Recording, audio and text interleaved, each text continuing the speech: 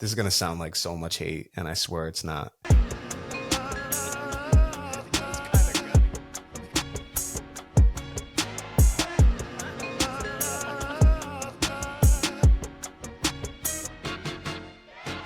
Welcome to the Warner Brothers podcast. Welcome back.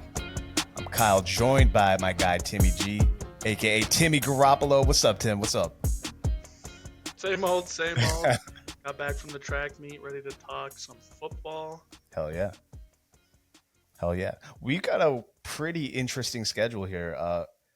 A mix of, I think they're all interesting games, but you got a mix of a heavy favorite, versus an underdog, like a lesser team or a playoff team versus someone who has nothing really to play for. And then the 4:00 window, we've got a lot of games with stakes, including the Sunday night game, including even the Monday night games. We got 2 Monday night games. Last double Monday night game of the year. One of them is trash, and one of them is pretty good, as we said. But Tim and I are going to do the picks.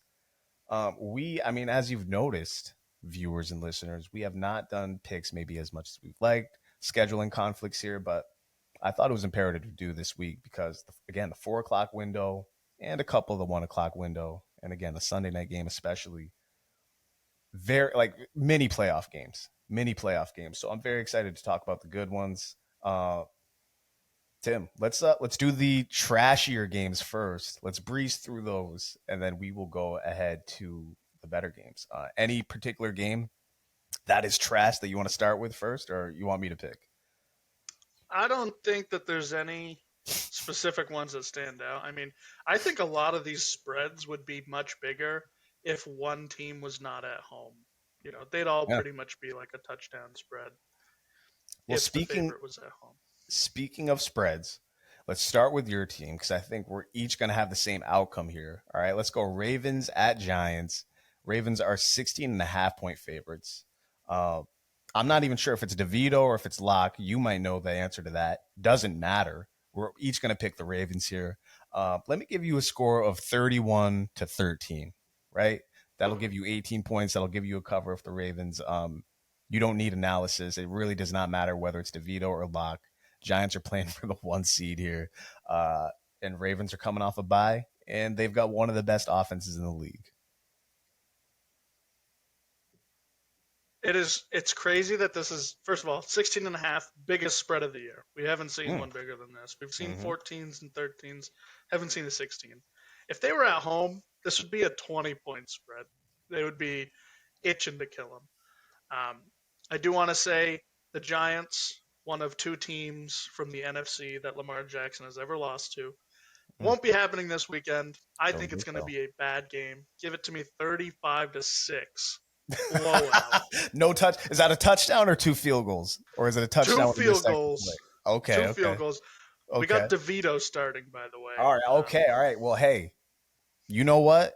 I'll keep it 31-13. I was gonna switch to maybe 31-9, but we'll give them maybe a garbage time touchdown somewhere. But 31-13, we'll keep it. Yeah. DeVito, I think the Ravens are coming to play. This is a tight enough sure. game. They're trying to get this defense rolling, so I think they're going to play right to the wire. Even the backups are going to be itching to just sack, touchdowns, fumbles, whatever it is. They're just going to be playing. Without spoiling, and because we'll talk about these teams more in depth, especially on our Wednesday shows, how are you feeling about the Ravens coming off the bye, going into the playoffs here, 3 weeks left in the season? How are you feeling about the Baltimore Ravens? Feeling pretty good. I think we had talked about it a little while ago and how they have such a late bye and how that's like super beneficial to them. Sure. They get a week of rest 4 weeks before the playoffs start. They're pretty much a lock for the playoffs. They would have to have just like the worst end of the season ever to even miss. So I think it's going to be good. I think this game could be the start. We see it all the time. Teams come off the bye and then they just play lights out football for the next like 6 to 8 weeks. This could be the start right here. They got a cupcake matchup. This is like Alabama versus Mercer, baby. Let's roll into the college football playoffs. No lie. I believe, I could be completely wrong about this, but I believe next week we got Ravens Steelers. If it's not next week, it might be the week after, but tune-up game. Week after is the Christmas game, so I believe it is next week. That's right. Wait, actually, sorry. Ravens got Texans on Saturday, so they might close the season with the Steelers. That's I right. did not realize. Yep. That could be That could be something for sure. Let me give you. This game means fucking nothing. We got 2, 3-10 teams here. Jets are favored by 3 points. It is the Jets at the Jaguars. Mac Jones starting versus Aaron Rodgers. This game again means absolutely nothing. Weirdly enough, I'm kind of perplexed by this game. I don't know who to pick because the Jets are talented, as we know. They're very talented. They're listless. They have nothing to play for. Mac Jones is good enough, I guess, as far as the backup goes. You know, he's a quality backup. And the Jaguars are also talented. So you got a matchup here of like the most quality trash teams you can honestly have. Now, the more I'm looking at it here. Give me the Jags just for the hell of it. 22-18 over the Jets. This is definitely a game that the Jets like should lose. Like they play all these games and they're in it for no reason. They're competitive, and then at the end of the game they lose the game. They should just outright lose to the Jags for no reason. I'm gonna pick the Jets to win, just because why not? Play some fun here. I don't even know why Aaron Rodgers is still in, man. Like, there's no point. Like, if anything, they should just take him out just so that he doesn't get injured and like guarantee up some money for him. So preserve him. Yeah, exactly. If he's got any life left in him, save it for next year. They're not playing for anything. If anything, he's just going to make their season worse by getting them a worse draft pick. So if he has any life left, is the correct way to approach that. That's true.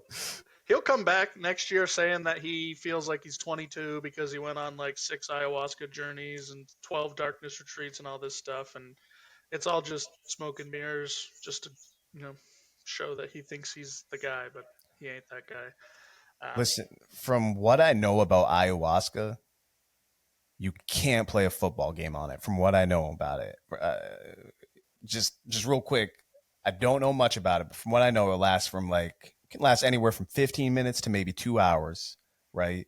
And I know like you can like have intense puking sessions, maybe even diarrhea sessions. So you can't play football with it.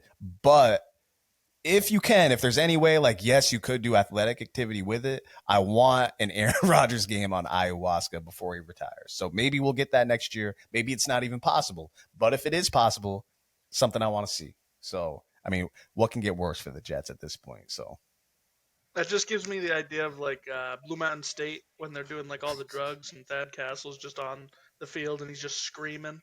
Just Aaron Rodgers playing lights out football for no reason, but he's like crazy in the huddle, just calling nonsense plays. That'd be great. Fun fact. There's a famous game, I believe from the 70s, MLB pitcher threw a perfect game or a no-hitter tripping off LSD. I've definitely heard about True that, story. and it's crazy to think that that's even possible. I don't understand it. And I guess Homeboy doesn't even remember it. But I think there's a documentary, maybe a 30 for 30 or a mini doc about it. So look that up if you're interested in that, WBP listeners. So next game. I need a score. My fault. Go ahead. Give this 24-20. That's a solid score. We're in the same That's zone. That's a Jets score. For sure. Yeah, definitely is. We're in the same zone, just different winners here. This is a trash-ass game. Bengals at the Titans. Bengals are favored by 5.5. Nothing to say about this game at all. Bengals are going to win 31-18. I don't know why this is only a 5.5 point spread. Like, they were a touchdown favorite against the Cowboys, and I think the Cowboys are a better team than the Titans, even with a backup in. Totally agree. Give it to me 30-16.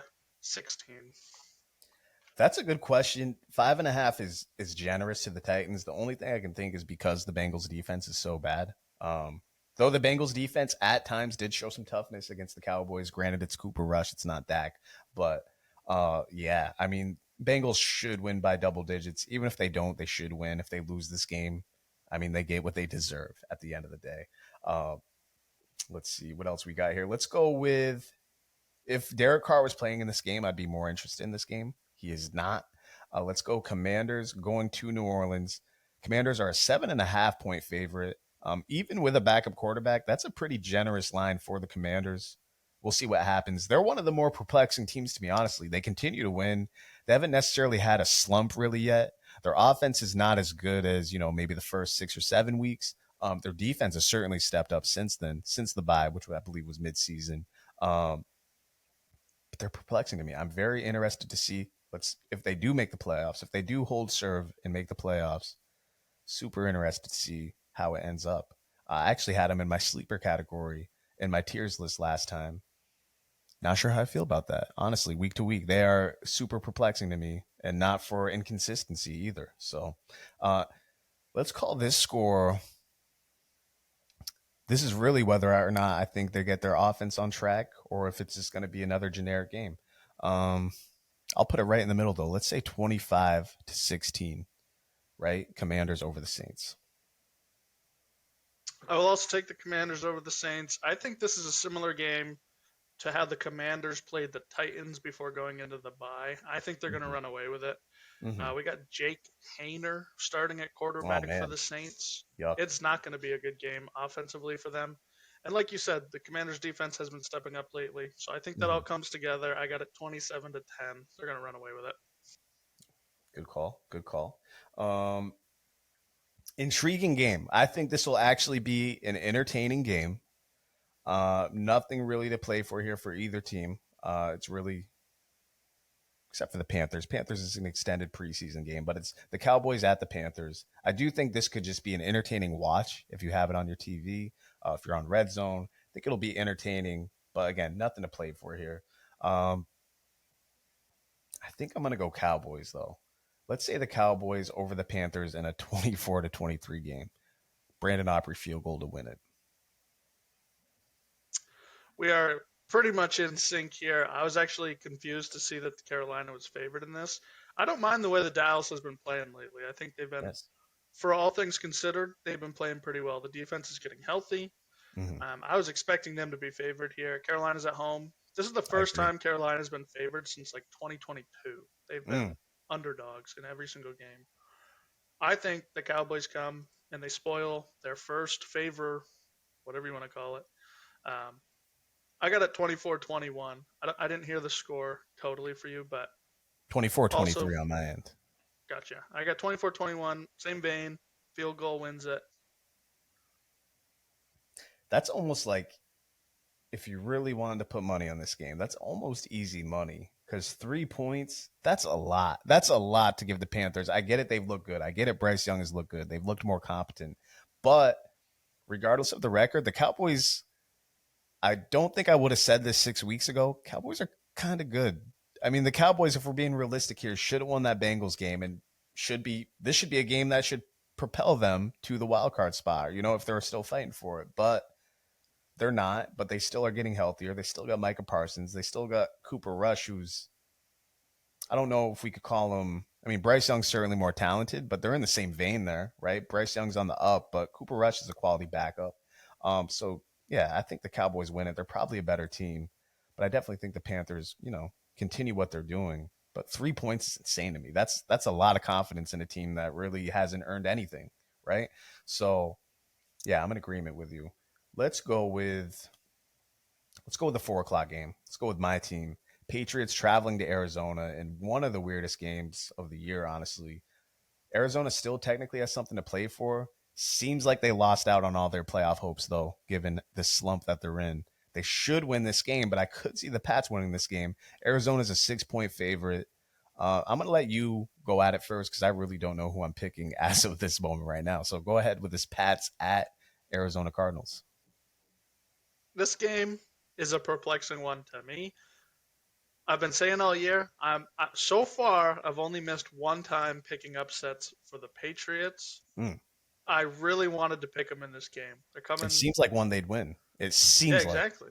They're playing against a team that has. It just seems like all the wind is out of their sails. They haven't really been rolling offensively. Defensively, they haven't looked like they did at the start of the season. And it just seems like this would be a trap game for them that really kind of puts them out of the playoff run.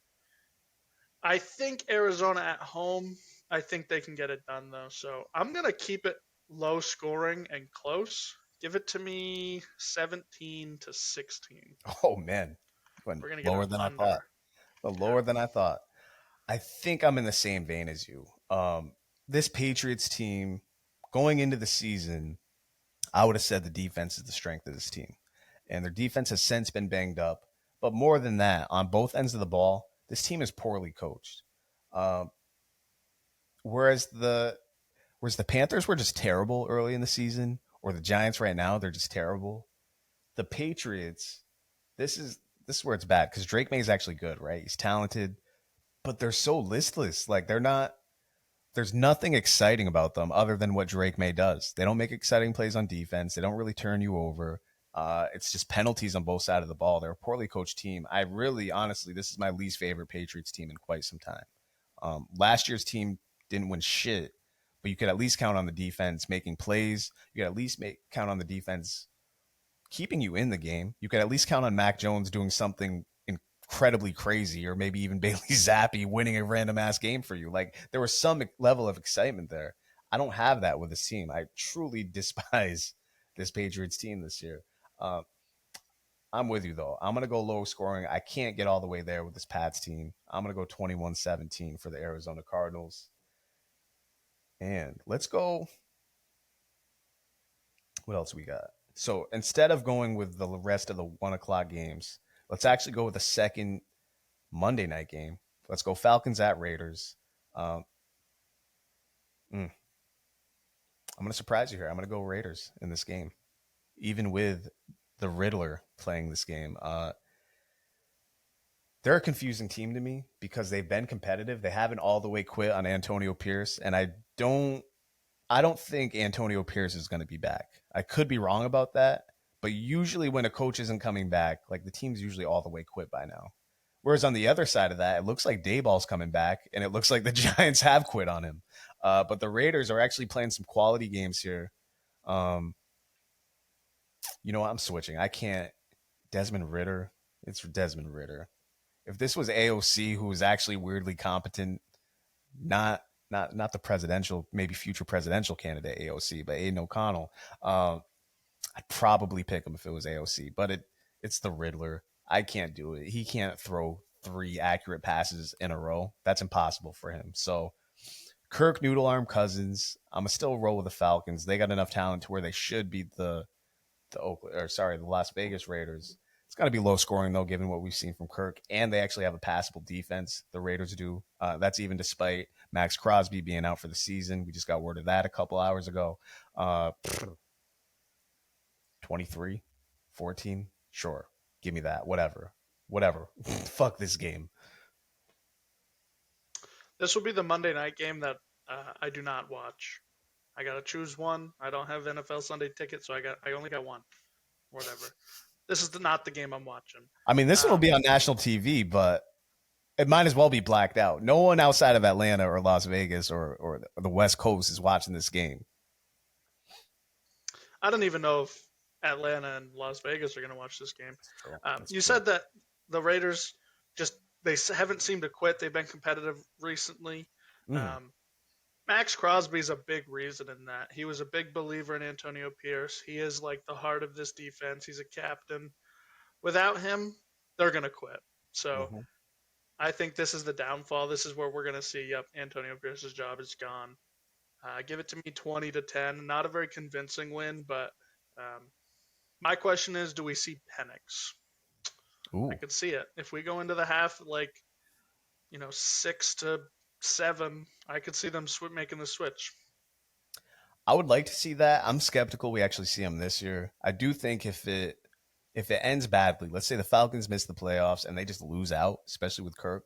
Number one, I guess we could see him week 18. We could see Penix if that was the case, if they were all the way out of contention. But let's say they start Kirk all the way through the end of the season, ends badly, they don't make the playoffs. I could see a QB competition going into the 2025 season. It would be cool to see Penix, absolutely, though. We actually only have one trash game left, and I saved it for last because it's actually intriguing to me.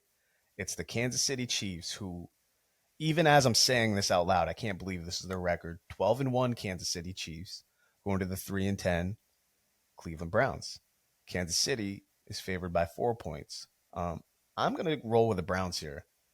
I'm not saying I don't believe in this Chiefs team. I'm not saying that. I am saying I'm slightly skeptical of this Chiefs team that is 12-1. That is if you had to bet on it, you would bet that they're playing championship weekend. Whether they make it there or not, you'd probably bet it. But I got to roll with the Browns. They can throw the ball, they can get deep on you. You can throw on this Chiefs team as of late. This Browns team on the right day can play defense. And honestly, I think this is kind of going to be their Super Bowl. I don't know who the last couple games are after this game for the Browns, but hey, we've seen them beat the Ravens. We've seen them beat the Steelers, right? They seem to get up for these games that have higher level of competition. I don't see why they wouldn't get up for the Chiefs. And let's be real here. Chiefs aren't explosive at all. They're not a team that can get deep on you. They're not a team. Sure.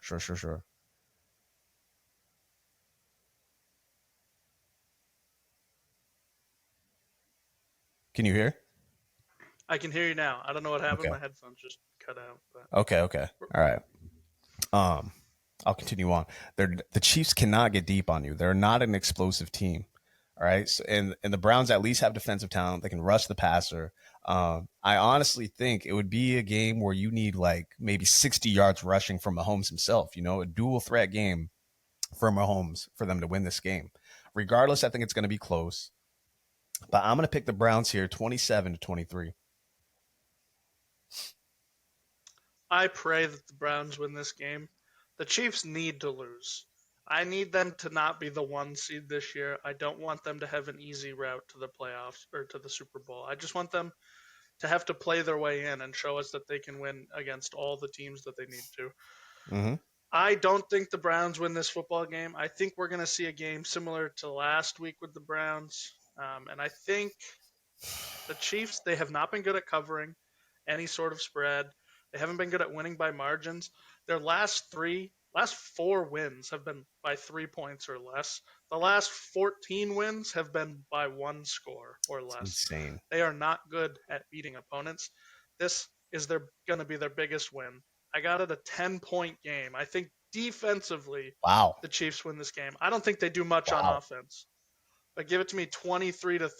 Wow. Defensive show out. They get a touchdown. That's all they need. This Chiefs team is unbelievably perplexing to me. Usually when you see a team like this who wins all these 1-score games, it's usually a team that's like anywhere from average to slightly above average, and they're playing above their means, right?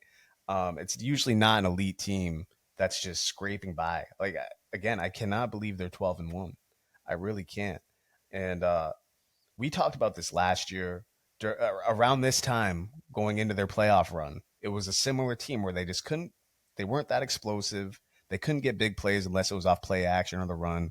Kelsey, it was depending on the game if he showed up. Obviously, in the postseason, he showed up.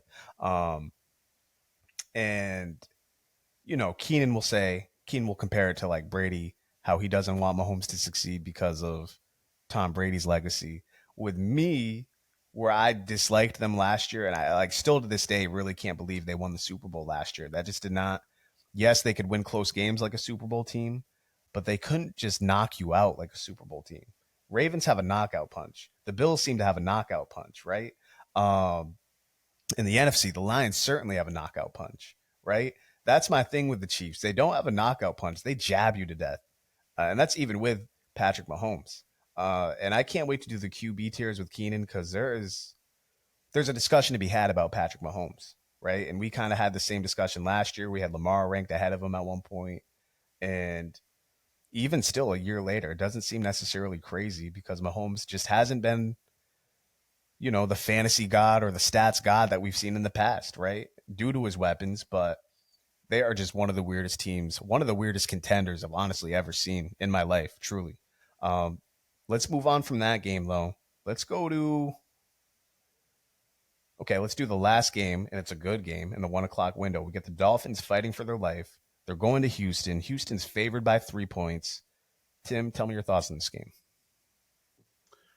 This is obviously a must-win for the Dolphins. They need a win out to have any chance at making it. Sure. I don't like what I've seen from the Texans. I think they are a Joe Mixon-dependent team. I think all year long we've been saying, they need like a number 2 wide receiver. But it just never happens. Nobody ever steps up beyond Joe Mixon and Nico Collins. CJ Stroud doesn't seem to be that QB that can win you football games quite like they were winning last year. I think the Dolphins get this one. It's at Houston, so weather doesn't. They're not playing in the cold here. It's going to be a nice game for them. They're not out of their element or anything like that. Yes. I think we get a very similar game that we normally see out of the Dolphins in good weather. Give it to me 27-23 Dolphins. Mm. This is one of the more interesting games to me of the week. Um, as you said, Texans haven't, I mean, we've been on it all year. The Texans just have not been nearly as good as we thought, but not even fun to watch is the thing. They haven't been explosive on offense. That would have been the thing we all pointed to was, yeah, they're going to be an explosive offense at the least. Bare minimum, an exciting offense, a team that can, throw deep. Mixon's been fun to watch, don't get me wrong, but Stroud just hasn't lived up to the billing, right? And it's funny, if you look back to last year, like if you like went by what everyone says about him, you would think he was lights out the whole year. He was competent the whole year. He looked the part the whole year. But really, like what swayed us was 3 or 4 games where he like really took over, which is big. Don't get me wrong, that's big time for a rookie. But it's not like all 16, 17 games like this dude was going off. It was really 4 or 5 games, namely that Bengals game, where it was a shootout that really swayed everybody. Don't get me wrong, he's that dude, but he's not. He ain't like he ain't even Jared Goff's class right now. The way it looks, right? He's not in the Mahomes class. Certainly, he's not in Lamar's class. He ain't the elite of the elite, but he's up there for sure. But it's interesting what a difference a year can make. Sophomore slump. I completely agree with you though. Dolphins obviously need this game. Here's the thing with the Texans though. They are also coming off a bye, right? If it was ever going to happen, if they were ever going to have a really good game, a nice performance, it would be this game, right? You're facing a team that bare minimum is good. I think the Dolphins are a good team. They looked soft in that Packers playoff game, or sorry, that Packers Thanksgiving game. They've looked soft in any sort of weather. And like you said, this is a dome game. Dolphins should at least show out. I'm going to pick the Dolphins. I'm not confident about it, though. I'm not confident. I think if there was any game the Texans were actually going to show up and look like, you know, a quasi contender, a sleeper, this would be the game. So I'm gonna pick the Dolphins in a 3-point game, 23-20. But I'm not confident in it at all. Now, since we got, let's do because this is a kind of mid tier game, but it's good because it's a divisional game. It's the real Monday night game. It's the Bears at the Vikings.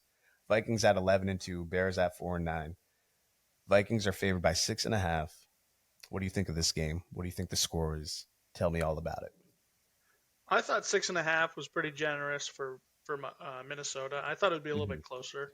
The Mm-hmm. Bears have played pretty decent. Like Thanksgiving, they battled back in that game. The first time they played Minnesota, they took them into overtime. Last week, they got outclassed. They Mm-hmm. they got embarrassed. It was a pretty bad first half. They had more punts than yards. That's not a good stat to have. I still believe in the Bears. They're a second half football team. I think the Vikings are still going to win, but I don't think 7 is at all accurate here. So give it to me like 23-20. Vikings get the dub though. Bears are a weird team. I mean, I would have thought for sure coming off the firing of Eberflus that if they don't win the game, they at least play it close, and they got, like you said, completely outclassed by the Niners. That leaves me confused. That just leaves me flat out confused by this team because, I mean, we've said it every week. This team has all the talent in the world. Depending on who they hire as a head coach next year, they should be a perennial playoff team from everyone's picks, honestly. Like, they just, roster to roster, they're comparable with the Vikings. And then if you include the defensive talent I like on the Bears more than the Vikings, right? And next year, even though it's only year two, I mean, we just talked about CJ Stroud. Next year is going to be kind of a, I want to say make or break for Caleb, but it's going to be an important year, especially depending on who's the coach, right? A lot of talk about Ben Johnson. No one even knows if he wants to be a head coach. So it's going to be really interesting if he doesn't. Let's say the Lions win it all. Let's just completely hypothetical here. Let's say the Lions win it all, and let's say Ben Johnson stays. It'll be extremely interesting to see where the Bears go for a head coach, especially with Belichick off the board now. I think Vrabel, if there was ever a Chicago Bears head coach, given their history on defense, Vrabel is that. Like, Vrabel is, to me, even if Ben Johnson's available, I would pick Mike Vrabel. But it seems like they want to go offense, even though that's what they just had technically in Eberflus. Another perplexing game to me. I agree with you. 7 points seems a little high. 6.5 actually. So Vikings would have to score 7. But I don't know. Week to week, you can't really trust this Bears team. So I'm gonna go with the Vikings, that would make them 12-2. Which who the fuck would have thought that going into the season? It is a home game, so you got to give that to them. But I find it hard to believe that if the Bears couldn't show up, and honestly, somewhat of a must-win game, they still would have had the smallest of chances at the playoffs had they beat the Niners last year or last week. They couldn't even show up for that. Give me the Vikings 27-22, and that's being nice. Letting the Bears cover, that's being nice right there. So 27-22 Vikings, and then after this, we got some real good games here. We got I think 5 games left. 2 of these in the 425 window here. You want to do Bucs Chargers first, or you want to do Colts Broncos? Pick one. Let's go Bucs Chargers. I like it. So Chargers are favored by 2.5. Bucs did not look great last week. Chargers are obviously banged up. I think they're getting Ladd McConkey back. And they play the Chiefs really well despite being banged up here. What are your thoughts on this game? I do think they'll have Ladd McConkey. The sportsbooks have set his receiving line at like 70 yards. That's usually a good sign, thinking that he's good to go. Sure. Definitely not a line set saying that he's going to come into it nursing an injury for sure. So I think he's going to play. These two teams are pretty even in my mind when it comes to like power rankings. I think they'd be right around each other in power rankings. Most definitely. When we did your tiers list, I had asked you what sleeper team you thought could win it. You said the Chargers. I said the Bucs. I think these two teams are going to put up a pretty good game here. I think the Chargers can limit the Buccaneers offensively. I think their defense can come to play. Baker hasn't looked super good in the last few weeks here. He hasn't really been throwing touchdowns.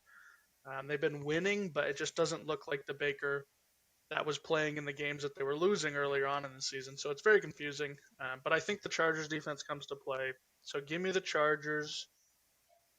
Usually they like to be right around 40, 44 points. So give it to me 24-21 Chargers. I think this is going to be a playoff atmosphere type game. It'll be interesting if the Bucs lose this game, because if you assume the Falcons are going to win, that's going to keep the Falcons in the race one way or another. So I almost want the Bucs to lose this game just to give us a little bit of suspense here, because we talked about it weeks ago. Aside from this game, the Bucs really do have an easy schedule the rest of the way. They tried to lose last week, obviously. Chargers, thing with the Chargers, right? If you got them against an elite team, they seem to lose that game more often than not. They're competitive. These type of games, whether it's like a team that's on their level or less than them, they seem to win that game. Bucs defense hasn't been great down the stretch here. Chargers, even when they're banged up, their defense seems to show up again, unless they're facing a team like the Ravens.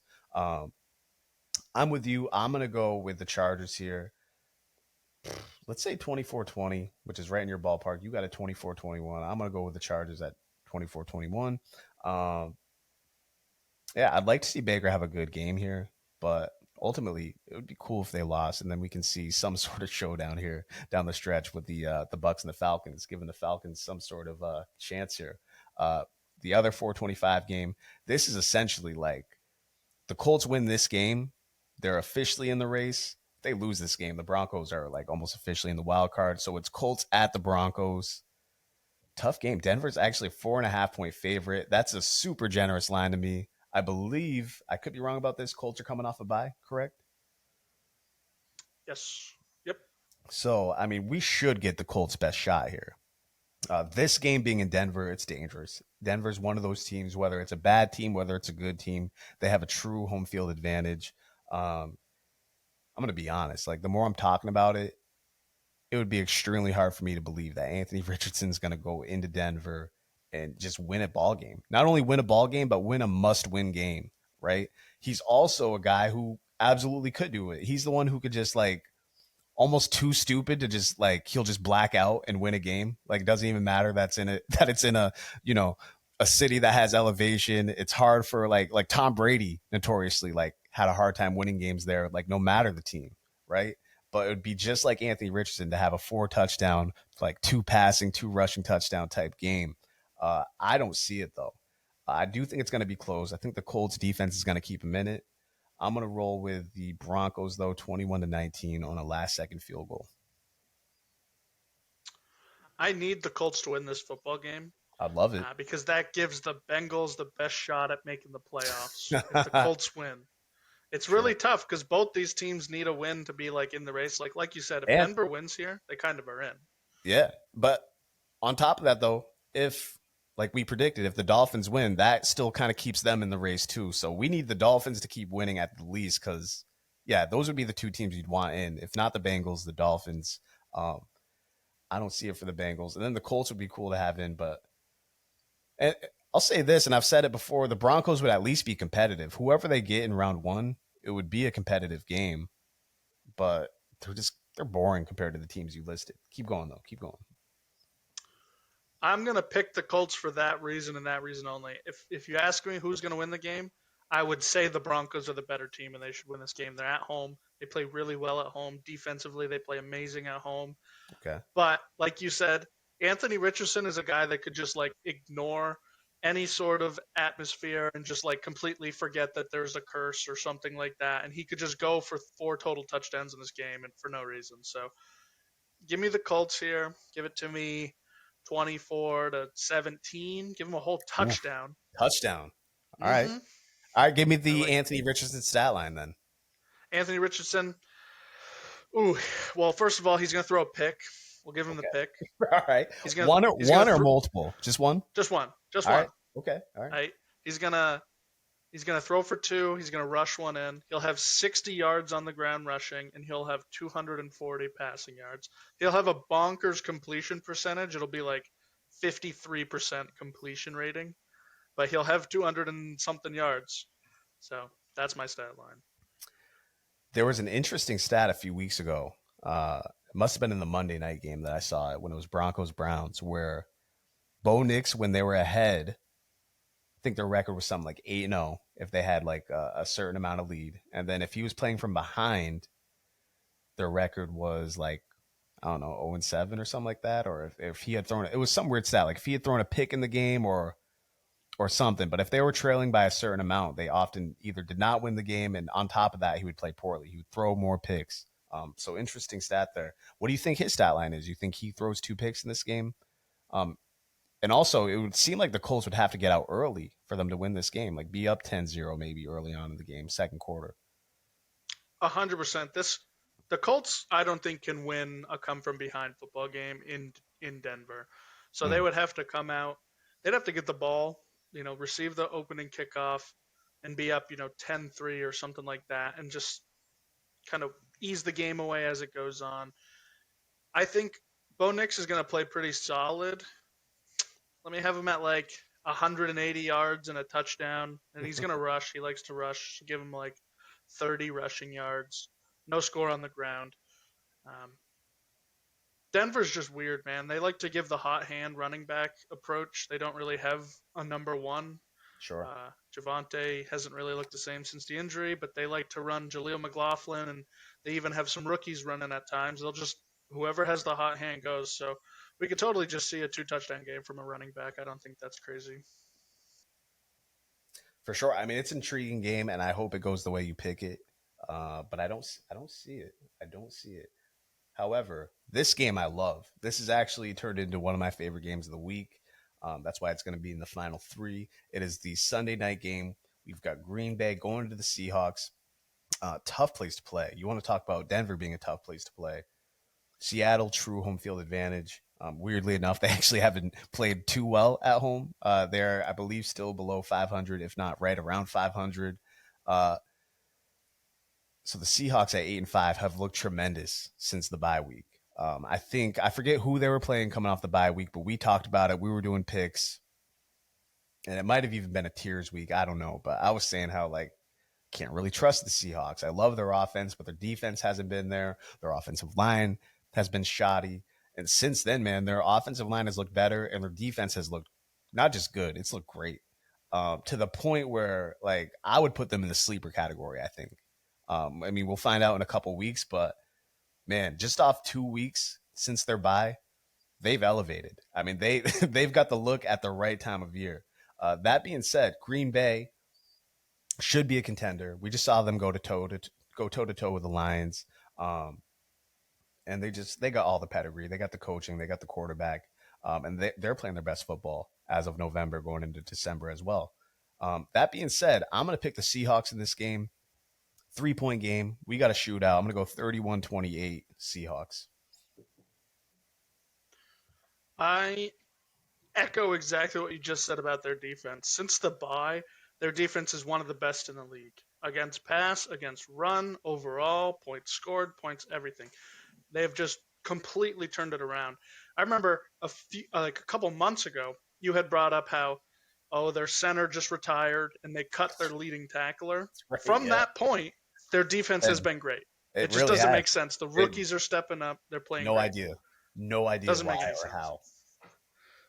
With that, the Packers make me upset, man. They go toe to toe with Detroit. They score 31 points in that football game. How many times did Jordan Love complete a pass? Do you know? In that game, how many times did he complete a pass? I don't know the exact stat line, but the way you're presenting that, I'm going to say 14 completions in that game. 12. What was his final 12 for what? I'm pulling it up now. All right. That was a weird game. Detroit was like often in Packers territory, it seemed. But 12 completions, I never would have guessed 12 that. for 20, 206 yards. So they kept it on the ground quite a bit, which makes sense. Josh Jacobs had a good game.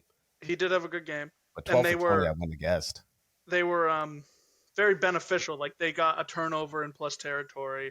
I believe they had a punt or a kick that got returned past the 50. So they didn't need to have a lot. I just still want to see more than 12 completions out of my quarterback if we're going to call him a franchise quarterback. Yeah. That's really what's been frustrating me is like they've been running the ball really well.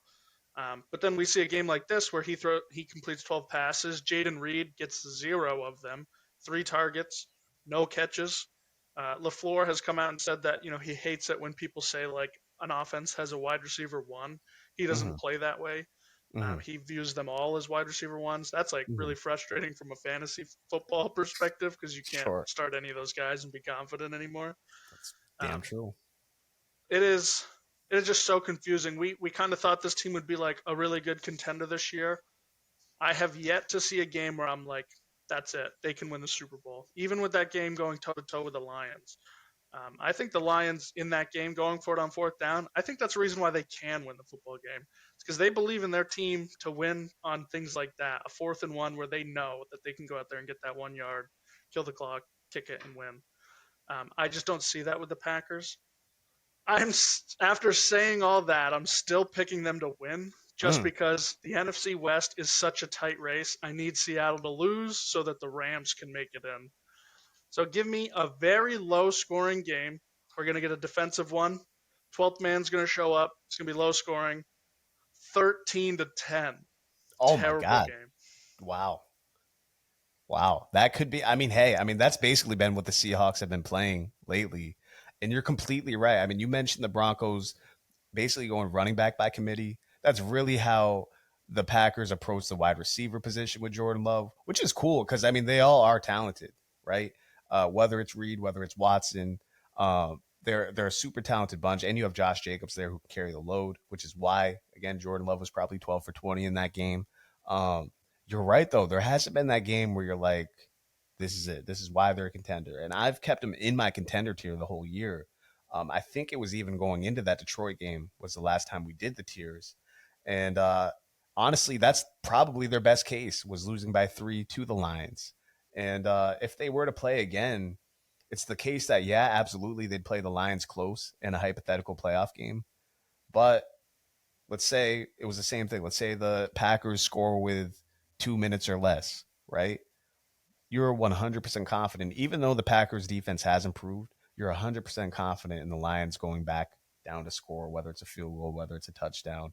You'd want Green Bay to have the ball last in the hypothetical situation. That's my only thing with this Packers team. I think they can beat anybody. I think they could almost lose to anybody. Certainly can beat anybody at this point in the year, but I don't feel confident in them getting a stop when you need to. That's my only thing with them. You could say that about a few teams, but especially the Packers right now. They are going to be super intriguing to watch in these last few weeks. We assume they'll be in the playoffs. I don't think they'll fall out unless they lose out here. They do not. Do they have any more games against the Vikings? Is there one more Packers-Vikings game? Could you repeat that? My headset cut out again. No worries. No worries. Is there one more Packers-Vikings game? I don't believe so. Let me look it up right now. I know next week. I believe they've already played twice. Maybe they didn't. Yep. Last week of the season, they play each other. Oh, wow. So, I mean, that'll probably be our Sunday night game, I would assume. Even though they might already be in at that point, maybe Green Bay's playing to get in, but I don't know. That's going to be, I mean, the NFC North, all those matchups are worth their weight in gold this year. They have been all just fun to watch. And hopefully, again, the Bears-Vikings matchup is fun to watch on Monday. That being said, we got 2 more games left. Each of them, depending on how you look at it, depending on how you feel about these teams, each of them could be a Super Bowl matchup, Super Bowl preview. This is an insane line to me. All right, we're going to go with the Steelers at the Eagles first. Battle for Pennsylvania. Philly is favored by 5.5. Absolutely insane to me. I mean, that should be at the most a 3-point advantage for Philly if you think they should be favored. I know there's no George Pickens in this game, but you can't tell me that, okay, if Pickens is playing, it's a 3-point game. And if he's not playing, they should be favored by 5.5. That's insane to me. Tomlin's history as an underdog speaks for itself. The Steelers team speaks for itself. Anytime you think they're actually going to lose, they either show all the way up or they outright win. I'm going to pick the Steelers to win this game. Eagles, I've said it every week. Since Nick Sirianni became Heisenberg, Eagles have won 9 straight. I do not think they get to 10 straight.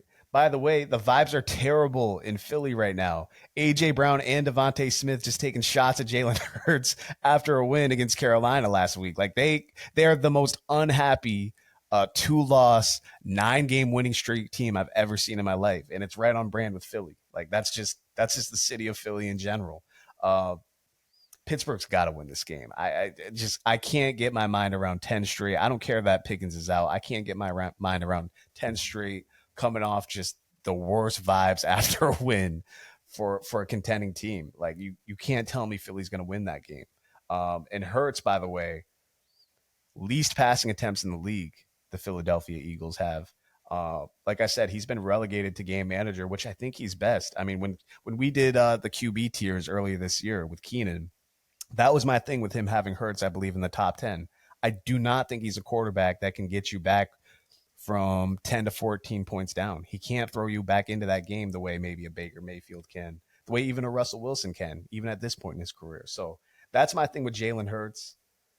Not to put him down, like I do think this is still going to be a close game. I'm actually going to go 23-20 Steelers in an ugly, maybe even a classic game. We don't get this Battle of Pennsylvania very often, every 4 years, obviously, but very rarely do you get it when they're both good teams. So I cannot wait for this game. It's going to be a great one. Low scoring, on brand. There's no way Philly wins by more than 5.5. No way in hell. I don't care if Pickens is playing or not. This is a game that needs to have like extra stakes to it. Like they got to win like something, a piece of Philadelphia or something like that. Win a Philly cheesesteak. I don't know.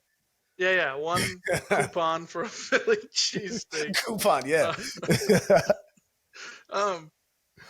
I think you just said it, man. Jalen Hurts, I think, is going to be the reason that the Eagles don't win a Super Bowl this year. Ooh. Is because when they're down, he can't win them football games. His stats from the last few weeks, 108 passing yards last week in a game that they were right down to the wire, almost about to lose to the Carolina Panthers. That's a team that they should blow out. They should win that game by 14. Get a convincing win. The week before that, they played well against the Ravens. Again, a low passing offense, 118 yards. They're not trusting him. He's missing throws. In that Carolina game, AJ Brown should have had 100 yards in that game. He just looks at him and then just doesn't throw him when he's open. He can't throw him open. I think he's going to be their downfall. I think they're going to rush well. I think their defense is going to play well. But when it comes down to Jalen Hurts making a play, that's not the tush push. I think it's going to crumble for them. So he's tush give me push the or Steelers bust. as well. What was that? Repeat He's that. tush push or bust is what you're saying. Exactly. Which sounds crazy. Pardon the left.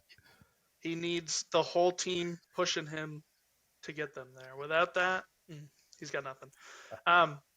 That's the best. That's the best Jalen Hurts take I've ever heard. By the way, that's an elite take. If he doesn't have the tush push, he's nothing. He's nothing without the tush push. I love it. If you take away his tush push touchdowns, he goes down like 40 touchdowns. It's insane the amount of tush pushes. He was out there scoring like 2 a game for a long time. It's true. It's true. It's a play that no other quarterback can run. Like they don't run it. Like credit to him. He squats a lot. He's very strong. So like he is the quarterback to run that. There's a reason why the NFL wanted to ban it though, and they actually tried to ban it. But anyways, back to the game. I think the Steelers. I totally agree. As soon as I looked at this and saw that it was a 5.5 point line, I was like, "What the hell? Did they not realize that the Steelers have been playing great defense? They've been in every single game. Russ has looked pretty damn good. Like, if you're telling me right now who's a better quarterback, I would have Russ right now ranked higher than Jalen Hurts. Russ playing great ball. He's playing great ball. Even without George Pickens, he's still distributing. He's still getting his yards, still throwing touchdowns. So I think the Steelers win this one. I think it is a lower scoring game. Without Pickens, they're not going to have that deep threat, that big play guy. So I think it's going to be a lot of running, and I think that's going to chew the clock really, really bad. So it's going to be lower scoring here. Give it to me 15-10, an ugly one. That's a Mike Tomlin special. I got a lot of low-scoring games, man. That's a Mike Tomlin special right there. To add what you were saying, I do think the Steelers run the ball. I do think they kind of limit Russ to short throws. They obviously will try to get him deep a few times, but I think they limit their passing game. Let me give props to Najee though. Like Najee's one of those running backs who has been successful year in and year out, but he hasn't been like terribly fun to watch unless it's like a hurdle here and there. He'll have an explosive hurdle. This year though, he's been balling out. Like he's been one of the better backs in the league. And if they win tomorrow, I do think it would, like you said, I think it would be on his legs, so to speak, to why they win. The flip side of that, I basically gave you why they're winning because they're a 5.5 point underdog, and that's where Tomlin thrives, and that we're going to get a defensive battle here. But truly, if they're going to win this game, I think they need to stop Saquon. They have the personnel to do it, and I think that's going to be the difference in this game. I don't think they necessarily, maybe Saquon gets a touchdown. Maybe he gets 70 to 75, maybe 80 all-purpose yards. But I think in general, he's not going to get the explosive plays. And I think their whole game plan, because that's the only way they can win this game, especially without Pickens, is if they really limit Saquon. So I see Saquon having a bit of a quiet game. And if you, just like you said, man, if they put this game in Jalen Hurts' hands, that's exactly what Mike Tomlin wants, especially with these bad vibes, especially with, can you imagine what it's going to be like in that locker room if A.J. Brown comes out of there with 4 receptions for 35 yards? They were coming off a win, and they asked him, hey, what's wrong with this team? Passing. Like, he could not have been more dismissive of Jalen Hurts. Same with Devontae Smith. He was pretty dismissive of Jalen as well in the post-game comments. Fascinating team. I love it. I cannot wait to see Philly just beef their way to the playoffs, maybe even beef their way to the NFC Championship game. Cannot wait to see it. Last game, again, possible Super Bowl preview here. Bills going to the Lions. Lions are a 2.5 point favorite. What is your analysis of this game? I hope we get a barn burner. I hope this is a both teams score 30 points game. I think likely we do see that. If not, it's going to be upper 20s, I think for sure. The over-under in this game, I think, is the highest all year at 54. It might even be 56. But either way, it's the highest it's been all year. The Bills have scored 30-plus points in like 6 straight games. Now, they are playing against the Detroit Lions. They're a very good defense, but the Detroit is very injured. They have a lot of guys on IR. They are losing piece by piece as it goes. So I think the trend continues. I think they score 30 again. I think the Bills win this game. And I think they put a little bit of fear into the Lions because that 1 seed will be up for grabs with Minnesota being a 2-loss team as well. if my predictions are correct here. So give it to me 31-27 Bills. Bounce back game after the fucking 80-point game that we just had on Sunday. You're right. 54.5, by the way, is the over-under. Super intriguing game. It's very interesting. You can almost to a T, no matter what the team, if you say this was their biggest game or the biggest win of the year, in the Bills' case, that Niners game in the snow, huge win. You get that signature play of Josh Allen with the lateral from Amari Cooper. Boom, everyone's talking Josh Allen MVP talk. He continues that with a 6-touchdown performance last week, but on cue they lose. Like I'm so mad at not picking that game because my whole thing with the Rams, and I'm sure I said this last week, is they've got all those weapons on offense, but they don't play as explosive as their roster looks, right? They play more closer to not the Eagles, but they play closer to a ball control team. And I was expecting more of that last week, and I thought the Bills would be as explosive as they were. Instead, the Rams ran all over them, got chunk plays in the passing game, and really that's kind of my hang up. I cannot get that picture out of my head. We even saw the Ravens do that to the Bills earlier. That was really why they won that game was Derrick Henry and Lamar Jackson ran crazy on them. And they were able to get chunk plays on them. So it's hard for me to imagine Lions at home in a game where, I mean, again, Dan Campbell just seems to get them up for these games all the time. You did say their defense is banged up. That's true. Their defense is, like you said, you picked a shootout. I mean, their defense is allowing big plays. It's hard for me to imagine, though, the way they love controlling the ball, that they actually lose this game. So I think it's going to play out exactly the way you say it is. And I can honestly see both teams getting, like, I could see James Cook having a big game here, right? Like 75 plus yards, maybe a couple touchdowns, Josh Allen a rushing touchdown. So I could see it to where it's a scoring heavy game, but also a ball control game, maybe closer to the mid 20s. I'm going to roll with the Lions, though. I'm going to roll with the Lions to cover as well. Full 3 points, 27-24, we'll say. And yeah, it's just hard for me after seeing the Rams, how they performed on that Bills defense. You can't tell me the Lions ain't going to, Montgomery and Gibbs, you can't tell me they're not just going to chew that defense up. That being said, who the fuck knows? Maybe the Bills come out with just their best defensive performance. I can't see that, though. I do think this is going to be a fascinating game. It could be a preview of the cursed Super Bowl, the Bills' cursed ass team versus the all-time cursed team in the Lions. It's fascinating. We're lucky with these games. Like week after week after week, we are getting like either a Super Bowl preview or an AFC or NFC championship preview. Like we're truly getting great games every week. Usually falls that way in the NFL anyway, but it seems like extra special here from the Thanksgiving stretch on. Any other comments on this week's slate of games? Not on this week's slate of games, but I do have some comments on football. Sure. So number one, not even going to get into it, but Ashton Janty got robbed. He should be the Heisman, no doubt. Tell me about it, because I'm not up on college the way you and Keenan are. I saw Travis Hunter won. Tell me about it. Why should Ashton Janty won? So Janty he's the reason that Boise State is in the playoffs right now.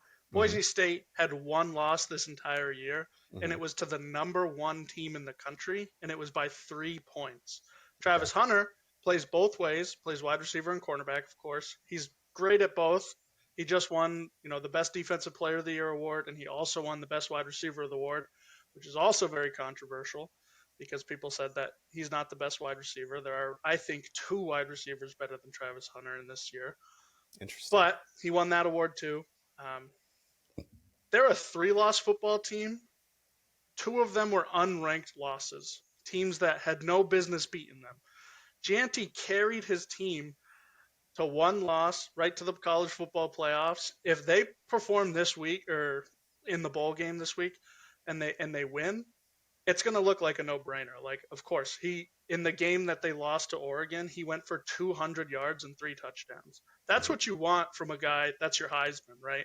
Somebody that can put the team on his back. Travis Hunter never really did that. He didn't lead in touchdowns. He didn't lead in interceptions. He didn't do really any of those things. So to me, I think it was a publicity award, and it was because he plays both ways that they gave him this. I hear you. So you kind of answered my question. I was gonna say, because you said like Janty carried his team and Travis Hunter did not carry his team, and my reply would have been, how much can you carry your team from the cornerback position and from the wide receiver position? But what I didn't know and what I would have assumed, given his talent, given his hype for Travis Hunter, I would have said, of course, then just me not knowing anything, of course he must have led his team in touchdowns. And you're telling me from a position player standpoint, he didn't even lead his team in touchdowns. Sorry. I meant that he did not lead the NCAA in touchdowns. Okay. If you're going to say he's the best wide receiver, I think he's got to be the best wide receiver. He didn't lead in any of them. The Arizona State or San Jose State's wide receiver got the triple crown this year. Wide receiver, receptions, yards, touchdowns. And he didn't win. Mainly because the argument on this for both the Biletnikoff Award, which is your best wide receiver award, and the Heisman is if you don't play in a good conference, we don't care. And that's what the argument against Janty is they play in the Mountain West League, so they don't really play in a Power 4, and Colorado does. However, Colorado plays in the weakest Power 4 conference, so I guess you could say the ACC might be weaker, but either way, it's not like they're playing against crazy teams. And then when they play an unranked team, they lose. So I don't even know what the argument is either way. I think if you're telling me the Heisman is an award given to somebody that put the team on their back and was just this powerhouse, the same reason Derrick Henry won the Heisman, Ashton Janty should have won the Heisman, no doubt. So let me ask you this just straight up then. Most outstanding player. You don't think Travis Hunter, given he was a two-way player, you don't think he was the most outstanding player in the NCAA either? Just minus stats? I think that's a slippery slope argument, being the two-way player thing. Okay. Because I think 40% of NCAA Division I athletes that excel at one position would also excel at another position on the other side of the field. Fair to say. That's fair to say. That's fair to say, especially in Division I. Exactly. Most great wide receivers can also cover the routes that they know how to run. They're very good at, they play against great DBs. They probably played DB in high school. If they wanted to give them the opportunity to play both ways, it would just be this big slippery slope because we'd see 100 guys play both ways every year, and now you don't know who to give the award to. The only reason Hunter gets to play both ways is because Dion played both ways. So it's kind of like this ego thing where he's like, hey, this is my thing. I did it, so you're great. You can do it too, yada, yada, yada. All right, hold it there. I want to continue this conversation. I just got to take my melatonin right now, but I actually have more questions off that. So hold on. We'll have Keenan edit this out, but I have like 2 or 3 more questions off that.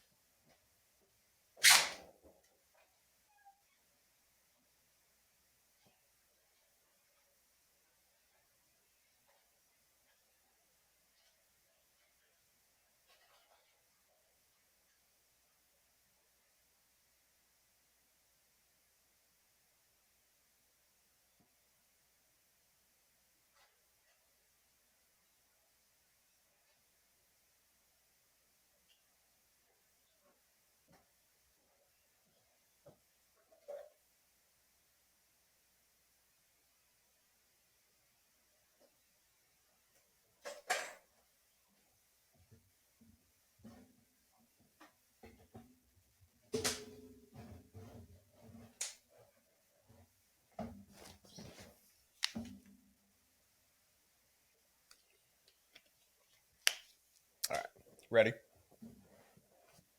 Yep. All right, so you just made some interesting comments, and this is especially interesting to me again because I don't follow college football, college basketball, any of that like I used to. So, first of all, you call it a publicity award, which I can understand. That is, Tim, I got to tell you, that's a take like right up Kyle Warner's alley. Like that, that's something. If I was following college football, if I wasn't all the way in on the award, that's absolutely something I would say. So, love the hot take there. But 2 things that stuck out to me. You said how most D1 players, if given the opportunity, they could do the whole two-way thing. Okay.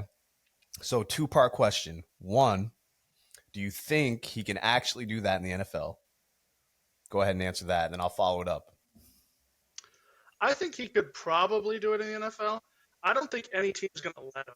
I don't think any team is willing to say, yeah, let's go put this guy on the field for 100+ snaps a game and It's risk him insane. getting demolished. We're not playing in the Big 12 here. We're playing the NFL. These are the best of the best. He's going to be taking hits all game long. Uh, no, no, no good head coach is going to say yes. The only one would do it would be Prime if he got the coaching job to the team that drafted him.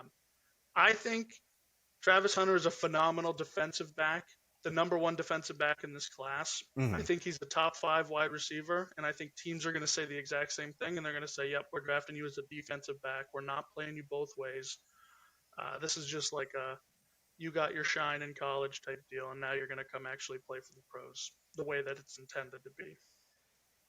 So off of that, then, because I mean, completely sound point. Like otherwise, we would have had more two-way players by now. Because like you said, there probably is a player here or there that could have done both. Right? We've seen Edelman do it. Actually, we've seen Troy Brown for the Pats do it out of necessity, but we've seen it happen. And that was more in a nickel back. That wasn't the number one corner type thing.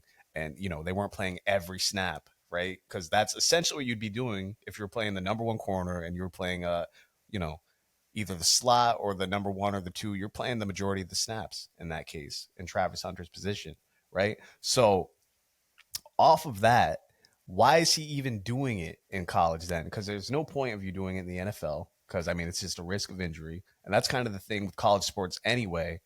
I think that gets lost by your average watcher, maybe, and maybe it's not. I don't know, but it seems when you're evaluating any athlete, whether it's MLB, NBA, NFL, when you're evaluating these athletes, we've talked about it. Half your schedule is cupcake, and half your schedule is, adequate, right? You do have these major schools that are going to be just as powerful as you. Colorado, they're kind of in the middle there. They're a major school, but it's not like they're Alabama, right? But at the end of the day, you're still not facing complete pro rosters, right?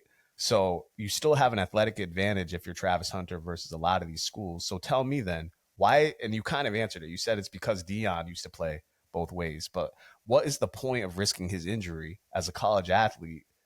I mean, that ties into what you said as a publicity. You think it's strictly that publicity? Like that's the only reason he is playing both ways? I think it is a lot of publicity. I think it's a national headline. No other Very player gets interesting. to play both ways. So they get to write up stories all week long about how, oh, our wide receiver one is also our DB one, and he plays Hmm. great in both positions. He does also help the team. I'm not trying to argue Sure. that he's not a good wide receiver or anything. He does benefit this offense tremendously. They get a lot out of him. I just don't know. I don't know if maybe that's his standpoint is he doesn't know what he wants to play, and Dion sees that he can play both ways, and he says, "Let's get the most out of you while you're here." Um, if I'm looking at it, he's the best DB in this draft. Let's just play DB. I don't know why we got to go out there and play wide receiver as well when we're risking it. It panned out for him, but if you hear him, he likes to live stream all the time.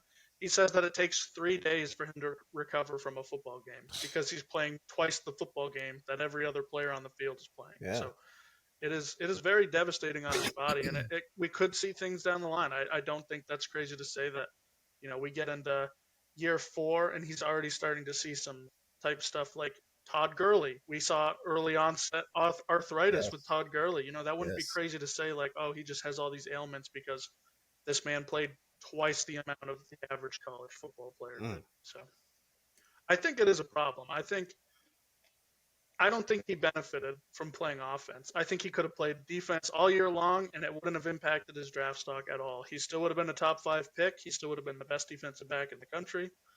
But I don't know. It's just because they get benefit out of him. So, and like I said, it's a major headline for them to say that the number one prospect when he came out of high school, he was the number one ranked recruit.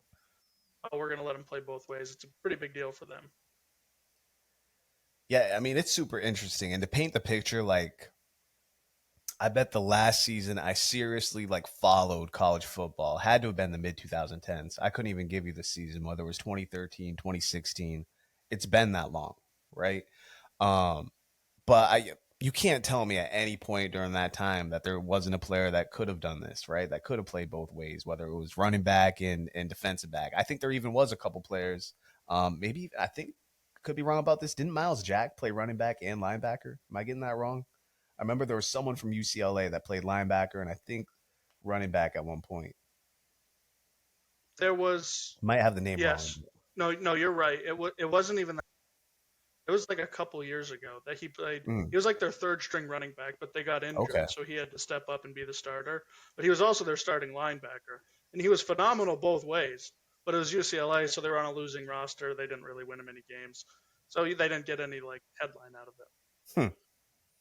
So I say that to say again, this will be my last question because you mentioned it. You said it's a publicity stunt essentially, and you said that Dion and his Eagle, like it's essentially like him doing the whole like I guess kind of a look at me thing when it comes to Dion, when it comes to Colorado in general, and Colorado is super interesting to me because again, I don't follow the sport at all. I don't go out of my way to watch college football, even the bowl games. I don't go out of my way to watch, right?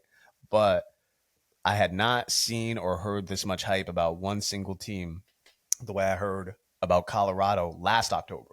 Talk about the 2023 season.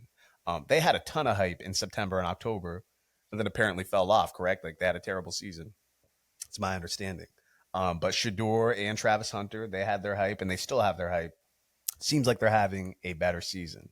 Now, from what I've heard, Dion's possibly going to get NFL offers. How do you think he actually fares as a head coach? We kind of talked about it last Wednesday or this past Wednesday when we were talking about Bill Belichick making the trek to the college game. Do you think Deion Sanders would actually fare well as an NFL coach? Like just gun to my head, like just thinking about it, I think he would. Like I think his style would fare well with coaching. I think he's got probably a good football mind, I would assume, and he would definitely relate to the players.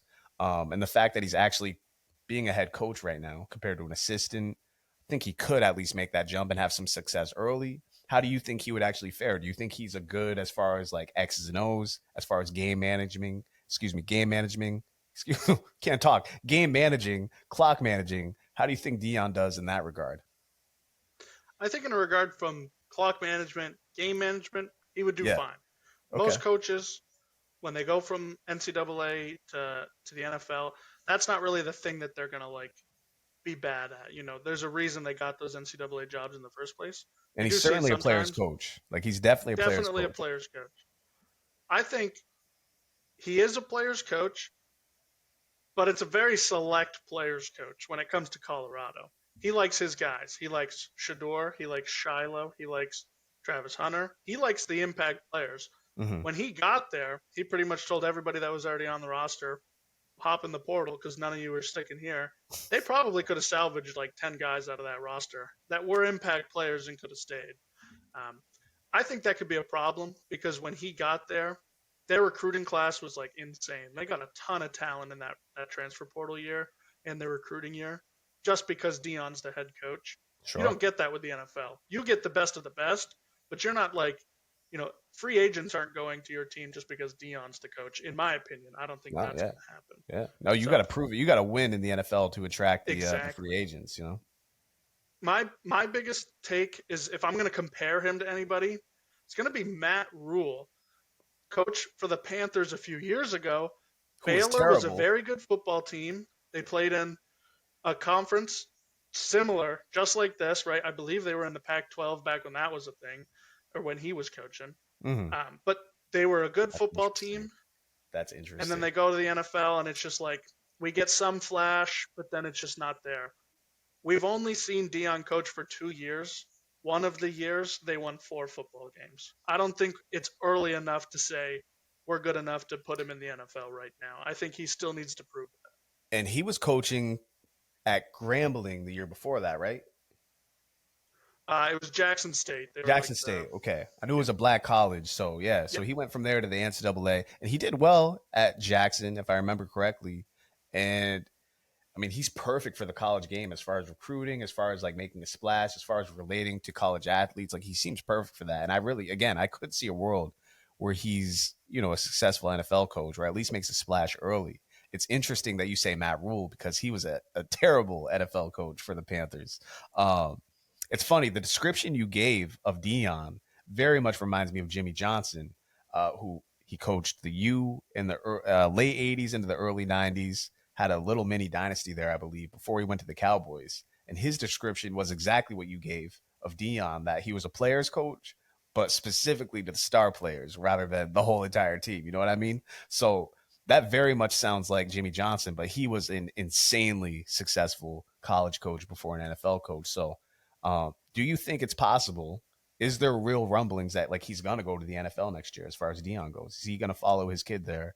And Shador, how do you feel about him as a quarterback? I think Shador is a great quarterback. I think he'll be the number 2 quarterback in this draft. Mm-hmm. He'll probably be drafted the other way around. I think some team's going to take the shot on him early. The main reason I say that is because I think Cam Ward is a better quarterback, and I want the Giants to draft Cam Ward. So I want whatever team's ahead of them to take Shador and leave Cam Ward to the Giants. That's my biggest thing. Is I think Cam Ward is a better quarterback. So I still think he's a great quarterback. You don't think the Giants end up with the number 1 overall pick? You don't think they end up? I think they'll have 2. If they have 1, then sure, just take Cam Ward. Doesn't matter. I think the Raiders are going to hold on to the 1. Okay, true. They got the Riddler. It's going to be the Riddler versus Tommy DeVito. Exactly. For the number 1 pick race here. Both great characters to try to secure that number 1 overall pick. I mean, who would you rather want than Tommy DeVito or the Riddler? Exactly. Maybe Will the Thrill Levis, but even then again, we get some crazy games out of him. Will the Thrill. Watch him go and upset Cincinnati tomorrow. And then again, what about Dion? Dion with his do you think he's actually going to make the trek to the NFL, or do you think he's back in college next year at Colorado? Or do you think he even takes over? Sorry to cut you off, but do you even think he takes over maybe a major college program next year? Do you think that's possible? I think he stays at Colorado. I think he is committed to the team to where I think he's trying to build something there and be a good football team and kind of turn this program around. It's an easier time getting a job in the NFL when you say you took a program that was terrible and made them into like a national team. They won 9 games this year. It's not a bad football team. They're a couple steps away from being a great football team. They're about to lose a lot of the talent that they have on this football team now. That's the big problem. Is I think he stays, and next year will be the proving year. Like if he can win again next year, get you up to 9 or 10 wins, then maybe we can say, yeah, with a less talented roster, he won the same amount of games. Sure. Biggest thing with me, man, is that this team was loaded with talent, and they lost to 2 unranked football teams. An NFL coach would not get away with that, you know. Even a really good college coach doesn't get away with that. We see it with Ohio State. They're ready to get rid of their coach because they lose to Michigan. Yeah. Michigan's a great football program. They've been a great football program forever. They don't lose to unranked football teams. You know? For sure. I'm going to say he stays at Colorado. Okay.